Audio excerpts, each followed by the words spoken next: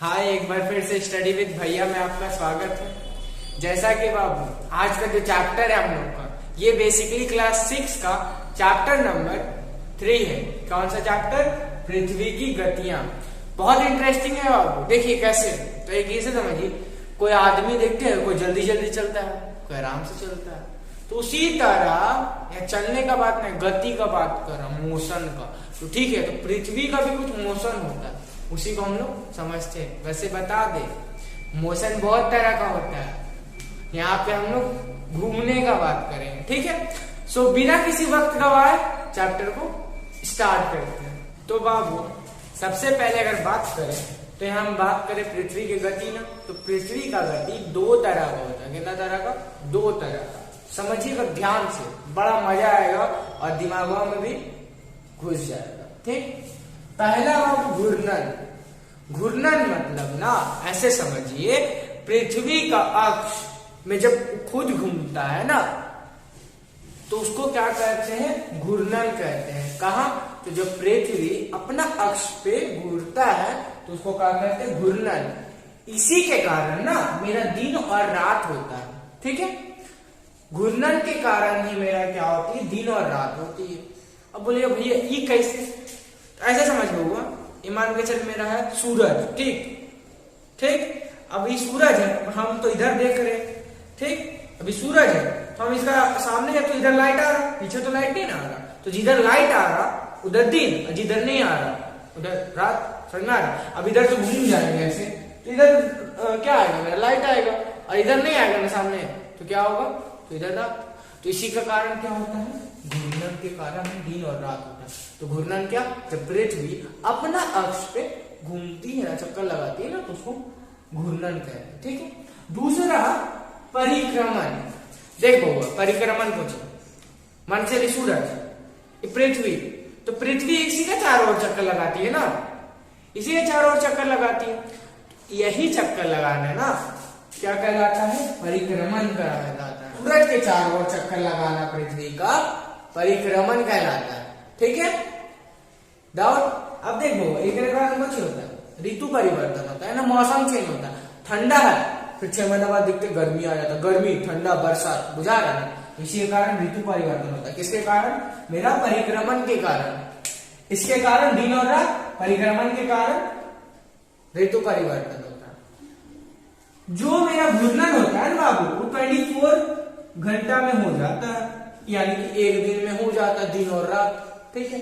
अब परिक्रमण जो होता है वो 365 डेज में होता है, यानी कि 365 दिन। और भी बता दे, तो 365 दिन डेज और 6 घंटा भी लगता है, 6 घंटा भी। समझ में आ रही ना? अब बोल रहे भाई 6 घंटा को तो हम लोग गिनते रहे, एक साल में कितना गिनते हैं? 365 दिन ना गिनते हैं, 6 घंटा तो गिनते रहे कि हाँ 6 घंटा और बढ़ गया, नहीं ना।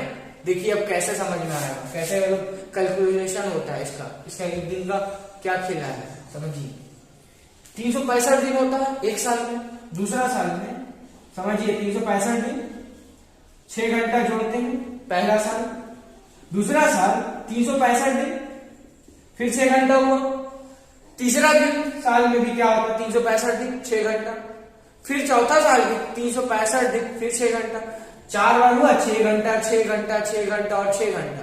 तो कितना घंटा होता है? 24 घंटा होता है ना, 6 चौक 24 घंटा।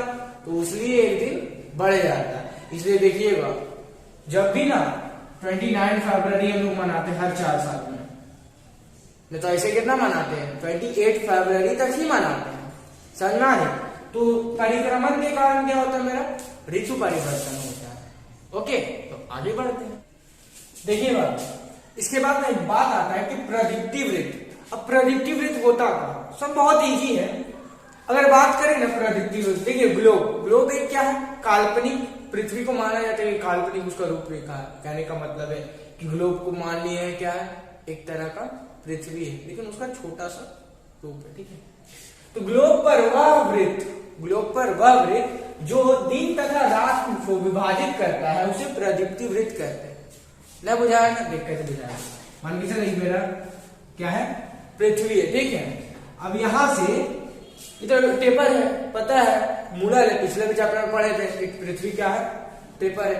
वैसे अगर आप नहीं पढ़े हैं तो जाकर पढ़ लीजिए, ठीक है, समझिए। मान के चलिए यहां से ना एक लाइन है, ठीक है, और इधर ना बउआ वैसे लाइन जो दिख रहा है ना पूरा गोल है। पृथ्वी का पहला भाग दिख रहा, पीछे वाला नहीं दिख रहा, समझ में आ रहा है? पीछे वाला दिख नहीं रहा, आगे वाला दिख रहा। इधर मान के चल दिन है, इधर रात है, तो जो लाइनवा दिया ना पूरा का पूरा जो गोल बनाया सर्कल, उसी को क्या कहते हैं? प्रदीप्ति वृत्त कहते हैं। समझ में आ रही है बात? क्या कहते हैं? प्रदीप्ति वृत्त। वैसे जो मेरा पृथ्वी है, ठीक है, जो मेरा पृथ्वी है बताए थे पिछले चैप्टर में कितना डिग्री पे मूलल है, कमेंट करके आंसर दीजिए। ओके, तो बाबू जैसा कि हम लोग जानते हैं कि जो पृथ्वी है एक्चुअल दो भाग में बटा हुआ है, जिसको हम लोग कहते हैं उत्तरी गोलार्ध एवं दक्षिणी गोलार्ध, ठीक है, दो भाग, उत्तरी गोलार्ध एवं दक्षिणी गोलार्ध। अब बोलिए भैया समझ नहीं आ रहा, तो ऐसे समझ लूंगा कि मान के चलिए मेरा पृथ्वी पता है ना, थोड़ा पृथ्वी क्या है मेरा, थोड़ा टेपर है। थोड़ा टेपर कहने का मतलब ना बउआ जो सीधा है ना, सीधा थोड़ा सा ऐसे मूलल है, ठीक है, ऐसे करके घूमता है, सीधा नहीं घूमता है क्या, ऐसे से नहीं, थोड़ा टेपर होके घूमता है, ठीक। तो ये थोड़ा टेपर है, आप समझ लूंगा। मान के चलिए मेरा बीच वाला लाइन, ठीक है, पृथ्वी का तो बीचों बीच, इसका ऊपर वाला क्या कहलाया? उत्तरी गोलार्ध, ठीक है, उत्तरी गोलार्ध, और नीचे वाला दक्षिणी गोलार्ध। होता क्या है? होता यह है कि जब पृथ्वी का उत्तरी गोलार्ध थोड़ा सा, पृथ्वी का जब उत्तरी गोलार्ध ना सूरज का और जब ज्यादा मूलल रहता है, इधर है ना एक रेखा है जिसका नाम है कर्क रेखा। जिसका नाम क्या है? कर्क रेखा। आपको पता होना चाहिए कि हम लोग का जो भारत है ना उससे भी कर्क रेखा होते हुए गुजरती है, ठीक है, भारत में भी कर्क रेखा क्या करते? गुजरती है, ठीक। तो उत्तरी गोलार्ध में जब सूरज की ज्यादा और ज्यादा झुका हुआ होगा उत्तरी गोलार्ध, तो उस समय ना उसको हम लोग कहते हैं उत्तरी अयनांत, उत्तर अयनांत या उत्तरी अयनांत कह सकते हैं, ठीक है। ये इसमें ना होता क्या है कि दिन और रात दोनों लंबा होता है, दिनों लंबा रातियों लंबा, दोनों लंबा, ठीक है। ये कब होता है? 21 जून। वैसे पता है 21 जून में क्या होती है? कमेंट करके बताइए 21 जून को हम लोग क्या करते हैं, क्या मनाते हैं, ठीक है, ठीक है। तो 21 जून वाला कमेंट करके बताइए बउआ। अब समझिए थोड़ा, अब देखिए यहाँ से जस्ट इसका अपोजिट हो जाता है क्या कि जो दक्षिणी गोलार्ध है ना, अब सूरज का ज्यादा सामने आ गया, यानी कि सूरज का ज्यादा सामने कौन है? तो दक्षिणी गोलार्ध। अब जब दक्षिणी गोलार्ध सामने है तो यहाँ पे भी क्या होगा? रोशनियां ज्यादा ना आएगा, यानी कि दक्षिणी गोलार्ध में ना बाबू दिन लंबा और रात ना छोटा हो जाता है, ठीक। कब होता है? 22 दिसंबर, याद रखिए। और वैसे एक बात आपको पता है कि जो ऑस्ट्रेलिया है ना, ऑस्ट्रेलिया लगभग यहाँ पे है, ठीक है, लगभग यहाँ पे है। अगर आप मैप देखिएगा या फिर ग्लोब देखिएगा तो आपको समझ में आ जाएगा। तो ये लोग ना ऑस्ट्रेलिया में क्या होता है ना, वो लोग ना जस्ट अपोजिट मनाता है। जैसे हम लोग यहाँ पे क्या बनाते हैं, 25 दिसंबर को मनाते हैं क्या? क्रिसमस। वो लोग गर्मी में मनाता है क्या? क्रिसमस। जब हम लोग का यहाँ गर्मी होता है ना, वो लोग क्या मनाते हैं? क्रिसमस। क्यों? वहां ठंडा होती है। जैसे इसका अपोजिट होता है, ठीक है। तो यहाँ इस समय क्या होता है? दिन लंबा और रात छोटा, तो इसी को हम लोग कहते हैं दक्षिण अयनांत। यानी कि दक्षिणी गोलार्ध सूरज का जो सामने होता है, जिसके कारण क्या होता है? दिन लंबा और रात छोटा। ये कब होते? 22 दिसंबर को। इसी को हम लोग क्या कहते हैं? दक्षिण अयनांत। ओके। अब देखिए विषु होता है क्या? देखो अब मान के चल, एक दिन जब सूरज उत्तरी गोलार्ध जब सामने था सूरज का, तो दिन उधर क्या कहना है? उत्तर अयनांत। और दक्षिणी गोलार्ध जब सामने था तो दक्षिण अयनांत। जस्ट अब मान के जब दोनों एक दूसरे कभी ना कभी बीचा में आएगा करेगा ना, तो जब बीचा में आएगा ना उसको हम लोग क्या कहते हैं? विषुव कहते हैं। इस समय दिन और रात दोनों का दोनों समान होता है, इसी को हम लोग कहते हैं विषुव। ना उत्तरी गोलार्ध झुका हुआ होता है पृथ्वी की ओर, मतलब माफ करिएगा सूरज की ओर, उसका मुख ज्यादा नहीं होता, और ना ही दक्षिणी गोलार्ध। दोनों का दोनों क्या होता है?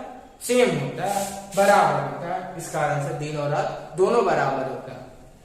ये कब होती है? 21 मार्च और 23 दिसंबर। ओके, आई थिंक आप लोगों को समझ में आया होगा। अगर किसी तरह का डाउट होगा तो कमेंट करके जरूर बताइए। और थैंक्स फॉर वॉचिंग। जय हिंद, जय भारत।